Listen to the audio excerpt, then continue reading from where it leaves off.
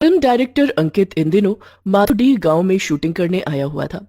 एक दिन शूटिंग खत्म करके वो अकेला ही गांव के झरने के पास घूमने की नीयत से चला गया। जब वो झरने के पास पहुंचा तो वहां का नजारा देखकर उसका मन बहुत खुश हो गया। वाह, क्या मस्त नज़ारा है यहाँ का। पहाड़ी के ऊपर से नीचे गिरता ये झरना और आसपास की ये हरियाली तो अद्भुत लग रही है। इस जगह का तो मुझे पता ही नहीं था।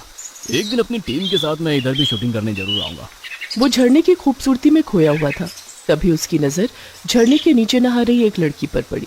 वो लड़की इतनी सुंदर थी कि वो उसे देखता ही रह गया। ये क्या हो रहा है? एक खूबसूरत चीज़ से नज़र हटी नहीं कि दूसरी चीज़ पर नज़र टिक गई। कितनी खूबसूरत है ये लड़की। क्या तीखे नैन नक्शा है इसके लंबे काले घने बाल और होठों के नीचे ये काला सा तिल। कयामत है ये, कयामत। अंकित उस लड़की जिसका नाम संध्या था उसकी खूबसूरती को निहारे जा रहा था और जब निहारने पर भी उसका मन नहीं भरा तो वो उसकी तस्वीर खींचने लगा। उसने एक के बाद एक कई सारी तस्वीरें संध्या की खींची। इस बीच संध्या का नहाना हो गया था और वो कपड़े पहनने लगी। अब मुझे यहाँ से चलना चाहिए। कहीं इसे पता चल गया कि मैंने इसकी नहाते हुए तस्वीर खींची है और इसने ये बात गांव वालों को बता दी तो गांव वाले तो पहले मेरी शूटिंग रोकेंगे और फिर मुझे गिरा गिरा के मारेंगे, वो भी कुत्ते की तरह। अंकित वहां से चुपचाप खिसक गया, लेकिन संध्या की खूबसूरती का जादू उसकी आंखों के आगे घूमता रहा। उस रात उसे नींद नहीं आई। वो पूरी रात संध्या की तस्वीर को जूम करके देखता रहा। उफ, जान ही ये ले लेगी मेरी तो। कल फिर जाऊंगा इस अप्सरा का दीदार करने। लेकिन 2-3 दिन तक शूटिंग से उसे फुर्सत नहीं मिली। उस समय अंकित की हालत ऐसी रही जैसे जल बिन मछली। फिर एक दिन उसने अपनी फिल्म यूनिट से कहा कि सुनो, आज मेरी तबीयत कुछ ठीक नहीं लग रही है, इसलिए मैं आज शूट नहीं कर पाऊंगा। अंकित ने अपनी यूनिट से झूठ बोला और झरने की तरफ निकल पड़ा। जब वो वहां पहुंचा तो संध्या नहा चुकी थी और अपने घर वापस लौट रही थी। उसने संध्या को देखकर ठंडी आहें भरी और अचानक से उसके आगे आ गया और संध्या से बोला, बहुत खूबसूरत हैं आप।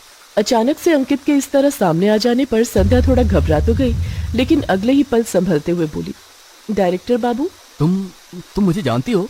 हाँ, आपको तो सारा गांव जानता है। आप लोग शहर से फिल्म बनाने आए हैं ना यहाँ? हाँ, आया तो हूँ, लेकिन क्या?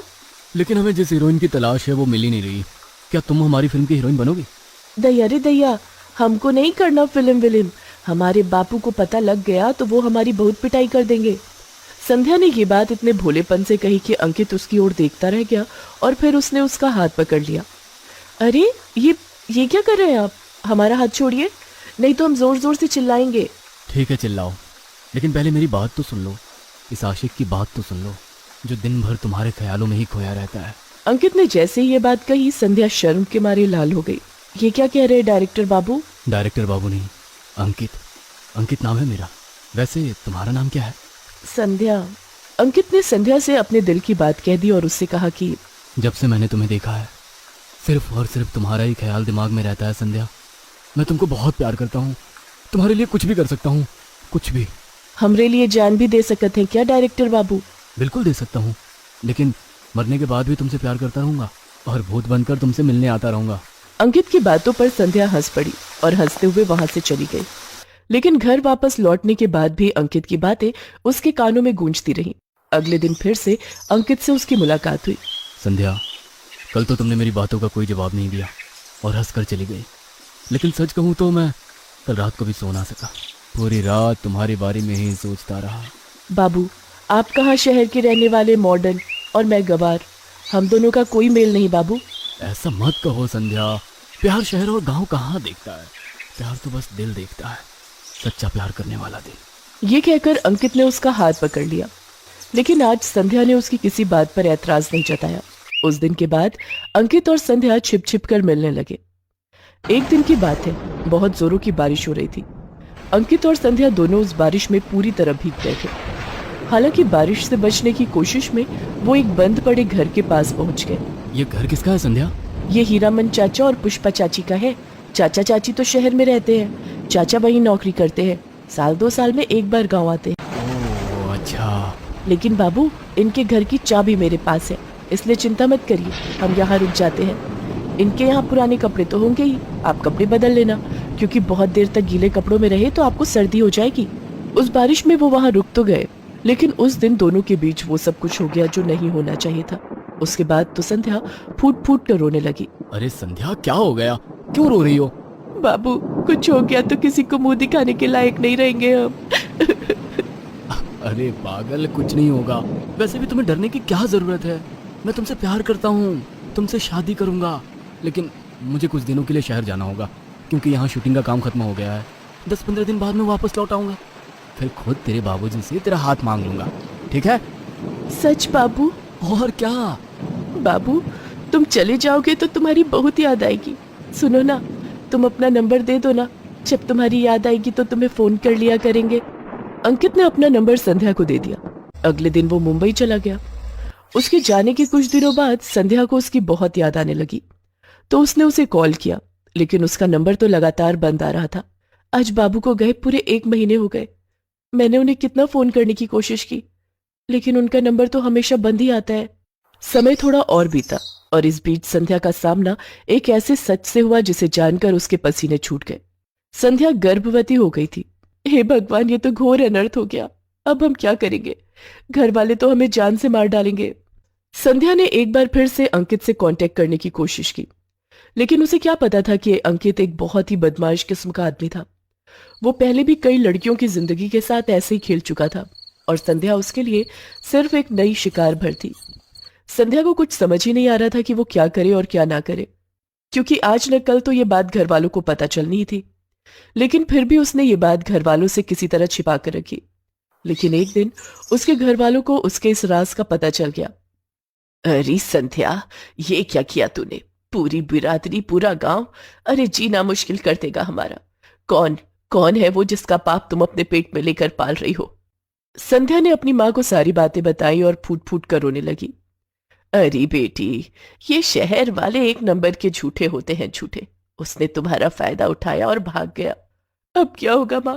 बापू को पता लगेगा तो वो मुझे जान से मार देंगे। किसी को कुछ पता लगने के पहले कुछ करना होगा। संध्या की माँ ने आनन फानन में संध्या की शादी तय कर दी। लेकिन शादी वाले दिन जब जयमाल होने वाला था, तभी संध्या के पेट में जोरों का दर्द शुरू हो गया। आह आह। किसी को कुछ समझ नहीं आ रहा था कि अचानक से संध्या को क्या हो गया और वो इस तरह क्यों कराने लगी। संध्या जोर से कराही जा रही थी। इस बीच उसकी शादी जिस हरीश नाम के लड़के से हो रही थी, उसने कहा कि देखिए, संध्या की हालत बिगड़ती जा रही है, इसे अस्पताल लेकर जाना होगा।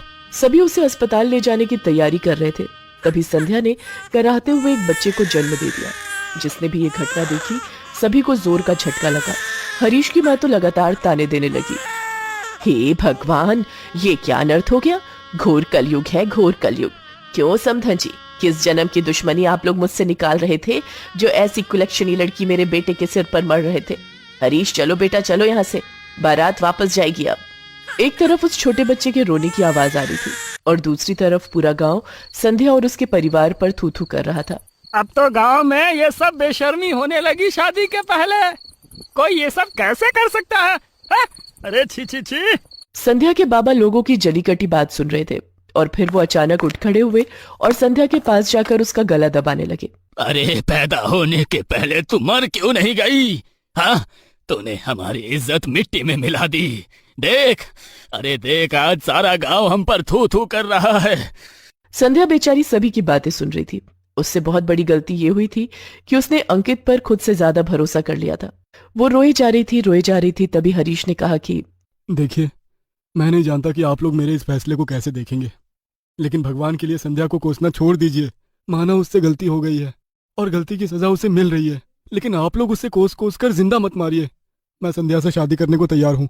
उसकी माँ ने उसे बहुत रोका, लेकिन वो टस से मस नहीं हुआ। संध्या और हरीश की शादी हो गई। उधर अंकित को भी एक दिन उसके किए की सजा मिल गई। एक बार उसके फिल्म के सेट पर आग लग गई और अंकित आग की लपटों से बुरी तरह घिर गया। अरे बचाओ, अरे बचाओ, अरे बचाओ। लेकिन वो बच नहीं सका। उसकी झुलस कर मौत हो गई। संध्या आज हरीश के साथ खुशी खुशी जीवन बिता रही है।